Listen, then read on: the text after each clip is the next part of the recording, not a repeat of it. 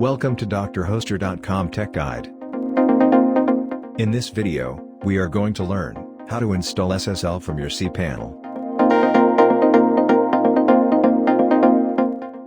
After log into your cPanel, go to the Security section and click on SSL TLS.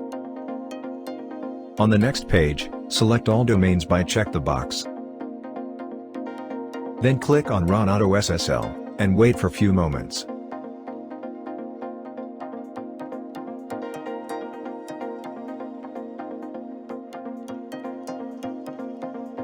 Your SSL is activated. Now wait to refresh the page automatically.